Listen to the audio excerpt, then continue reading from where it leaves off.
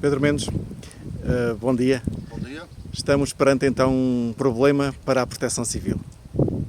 Estamos perante um problema para a população e que as entidades oficiais estão a empurrar para os serviços de proteção civil das câmaras. Porque eu acompanho este problema desde que se começou a ser falado mais em Portugal, nomeadamente na zona de Viana do Castelo, e a inoperância das entidades oficiais que deveriam ter ação concreta no terreno nesta matéria é complicada. Nomeadamente os Ministérios. Nomeadamente o Ministério da Agricultura e do Ambiente. Temos dois ministérios ligados a esta área. O Ministério da Agricultura diretamente através do INIAV, mas que se limitou a construir uma série de aconselhamentos, diretivas e a chutar para canto, sendo aqui o canto os municípios, que são as entidades que menos competências deveriam ter nesta matéria. Porque quando falamos de qualquer espécie invasora, qualquer espécie não autóctone, há uma série de entidades, quer da área do Ministério da Agricultura, quer inclusive da GNR, através do Serviço de Proteção da Natureza, que intervêm.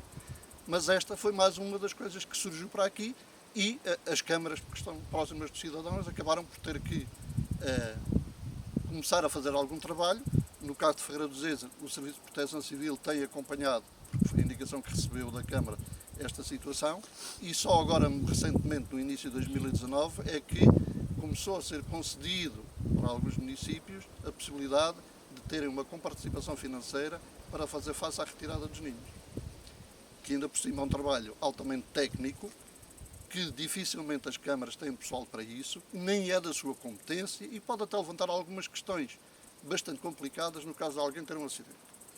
Mas nós cá estamos e temos acompanhado, na medida das possibilidades e das informações que nos chegam, a questão da localização dos ninhos, porque o município decidiu contratar uma empresa externa, especialista nesta área, que depois vai fazer a sua retirada. Todas as situações de ninhos de vespa asiática, e aproveito já para fazer aqui uma chamada de atenção para a diferença entre duas espécies que são muito semelhantes e a maior parte das vezes confundidas. Eu tenho aqui esta, que é uma vespa asiática, que embora esteja morta está a ficar agarrada aos dedos, e esta que é a vespa cararba ou vespa europeia. A vespa asiática, estamos sempre a falar de um animal duas vezes quase de tamanho superior à vespa tradicional ou à abelha comum. A vespa asiática caracteriza-se por ter o corpo negro, ter uma única lista amarela-dourada quase junto à cauda e as patas praticamente todas amarelas ou alaranjadas. A vespa cararba ou vespa europeia, que é uma espécie endémica da Europa e portanto habitual, é do mesmo tamanho ou por vezes até maior, surgem exemplares até maiores, tem o corpo com 3 ou 4 riscas amarelas vivas, portanto é uma espécie que em voo, facilmente a olho nu, mesmo em voo, nós identificamos com listas amarelas, e depois, se virmos pousada ou já morta, vemos que além disso tem as patas todas negras, castanho escuro, preto. Portanto é a diferença entre elas.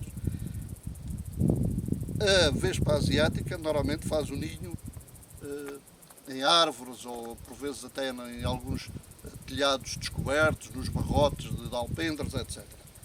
A vespa cararbo, a mais habitual no nosso território desde há muito tempo, costuma fazer os ninhos nos buracos das árvores, por vezes na terra aproveitando buracos existentes ou troncos podres, dentro de chaminés, muito habitual em chaminés de casas que não estão utilizadas regularmente e, portanto, têm sido também sinalizados muitos casos, que depois vamos confirmar se é ou não, e dar algum aconselhamento como é que as pessoas podem lidar com elas. O município manda retirar a vespa asiática, desde que sejam identificados os ninhos. Porquê? Há muitas situações que estão a surgir em que se identificam a presença de animais em voo, ou a pastar, a comer, mesmo em zonas de árvores de fruto, mas não se consegue localizar os ninhos. E aí o que pedimos é para as pessoas tentarem o máximo possível localizar os ninhos. Há uma característica que pode ajudar, no fim dela comer, regressa ao ninho em voo direto. Quando sai do ninho, sai errante, vai à caça. No fim de comer, seja em abelhas, seja em frutos, a tendência normal é de regressar em voo direto ao ninho. Não é fácil, porque estamos perante um inseto muito pequeno e, portanto, no ar facilmente se perde de vista e porque pode fazer voos de 300 a 400 metros. Em zona florestal, onde temos muitas espécies com folhas persistentes, elas passam despercebidas. Por vezes é só já no período de outono e inverno, quando algumas árvores de folha caduca se começam a despir, que depois se verifica a presença dos ninhos. Elas têm alguma preferência, estamos aqui numa zona de pinhal, alguma preferência do temos género encontrado em todo tipo, em edifícios, portanto, sob telhados de edifícios abertos, em sobreiros, em pinheiros, em eucaliptos. Portanto, ainda não há um padrão que nos permita dizer. Onde tem alimento perto, se calhar. Elas há de obedecer a algum critério para fazer os ninhos, mas tem variado muito em termos de espécie e também em termos de altura do solo. Tradicionalmente, e dos estudos existentes e do conhecimento existente, referias que elas iriam fazer ninhos acima dos 4, 5 metros. Nós temos ninhos a 20 metros de altura, mas já temos ninhos a 80 centímetros do chão. Ou seja, elas estão a começar a baixar. E não porque não haja árvores em volta. Elas têm árvores à disposição altas e optam por fazer ninhos. Já tivemos 2 que foram retirados quase rente ao solo. Portanto, é um problema. É um problema por tudo aquilo que é conhecido e já foi referido em termos de ataque às abelhas e tudo o que isso implica, em termos também do ataque a outras espécies frutíferas, e pode ser um problema para o ser humano, nomeadamente se meterem com ela. Portanto, não se deve as pessoas terem a iniciativa de destruírem o ninho. Poderão ter essa iniciativa se tiverem conhecimento e equipamento de proteção adequado. E quando falamos de equipamento de proteção adequado, será, no mínimo, um equipamento completo de apicultor, bem colocado e em boas condições. E eu digo no mínimo, porque é sempre recomendável até mais que isso. Uma vez que esta espécie tem o ferrão bastante mais comprido que uma abelha ou que uma vespa comum, ela perfura facilmente a proteção do apicultor normal. Daí que é sempre recomendável ou ter um equipamento mais espesso ou utilizar por baixo roupa com mangas grossas para se preservar. Uma vespa por si só não é problemático. Temos que ter a noção é que elas têm uma tendência para se defenderem em grupo. E, portanto, se elas andarem isoladas, facilmente se pode matar um exemplar destes. Se estiverem em grupo ou se estiverem no ninho, nunca. Porque aí elas vão sair, e imaginando que o ninho pode ter 1500, até 2000, imaginem que isto é problemático mesmo para quem não é alérgico. Porque as pessoas que são alérgicas sabem que qualquer picada de inseto é problemática, e num espaço muito curto, estamos a falar de poucos minutos, tem que ter assistência médica adequada. Para quem não é alérgico, é problemático se for atacado por um enxame, até por um enxame de abelhas. Porque temos a falar de uma grande quantidade de indivíduos e uma grande quantidade, portanto, multiplicado o veneno correspondente a cada uma dessas espécies. Daí que é sempre recomendado que, no caso particularmente da vespa velutina, contactem a Câmara Municipal ou as forças policiais que depois nos fazem chegar a informação, ou através da internet, que há um site próprio que é o SOS Vespa, onde qualquer cidadão que detete se pode inscrever e registar o local de observação, e nós temos essa informação para depois irmos confirmar, e nós iremos confirmar se é a velutina ou não é, e sendo velutina, sendo o ninho, vamos assegurar que o mesmo seja retirado, porque não nos basta destruir o ninho, o interesse é neutralizar o ninho e a sua população.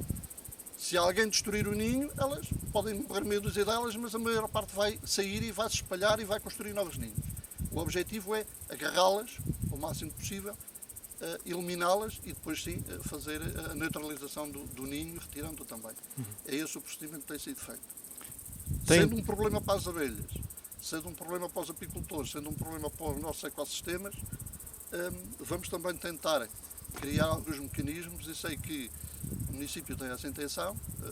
Nós estamos neste momento a fazer um trabalho prévio de avaliação, por exemplo, dos terrenos municipais, com características que possam servir para colocar apiários, e estamos a identificar alguns locais que reúnam essas características, de acordo com os critérios legais, porque há legislação para isto, nomeadamente um decreto 203 de 2005, que prevê como é que podem ser instalados os apiários, de acordo com a sua dimensão, distâncias, etc.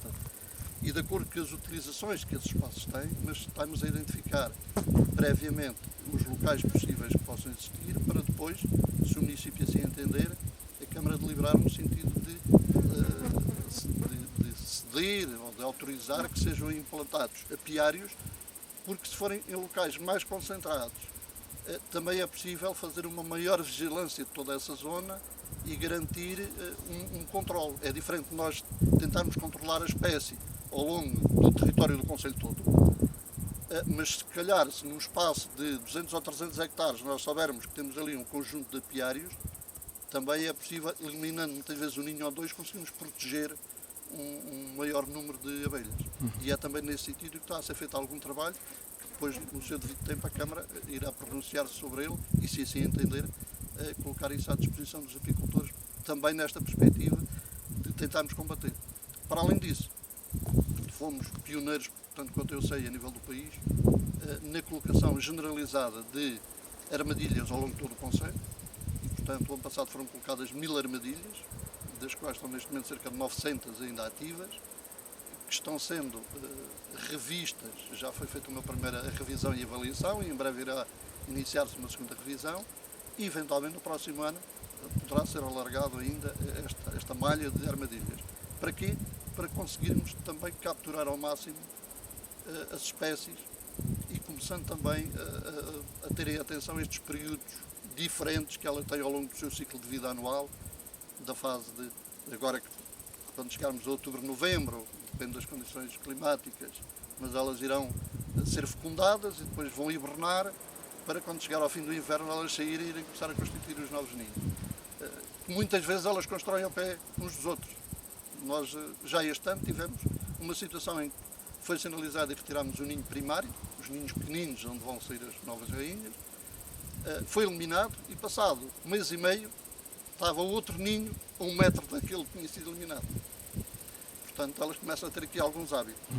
A nível preventivo, as pessoas e a nível doméstico podem fazer as tais armadilhas caseiras, funcionam. Essas armadilhas, como o Sr. Jorge já teve a oportunidade de mostrar, e há outros exemplos disponíveis, estas armadilhas caseiras de construção relativamente simples, e se cada cidadão que tem a sua vivenda, que tem o seu quintal, que tem o seu jardim, meter lá 2 ou 3 armadilhas destas e apanhar meia dúzia que sejam de vespas desta espécie, vai com certeza reduzir a probabilidade de elas se expandirem. Já esta semana estive num sítio do concelho onde um senhor que tem lá 2 ou 3 colmeias tinha quilos, literalmente quilos, de vespas já mortas e apanhadas recentemente em 10 ou 15 armadilhas que ele ali montou. E, portanto, isso demonstra que provavelmente ali próximo há um elevado número de ninhos, mas que até ver ainda não se conseguiram localizar. Porquê? Porque realmente no meio da floresta que nós temos é quase só por acaso que eles têm encontrado. Quase só por acaso. Recordando então, para quem pense que existe algum ninho ou alguma espécie de abelha fora de normal, o melhor é... Contacte a Câmara Municipal. Exato. Ou se tiver dificuldades, bombeiros, a GNR, etc., eles fazem-nos chegar a informação.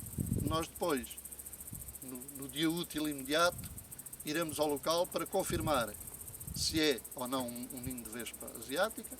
No caso de ser a seguir, e esse a seguir é de acordo com a disponibilidade da empresa, mas normalmente é no espaço de 2, 3 dias, eles deslocam-se ao local para fazer a eliminação do ninho.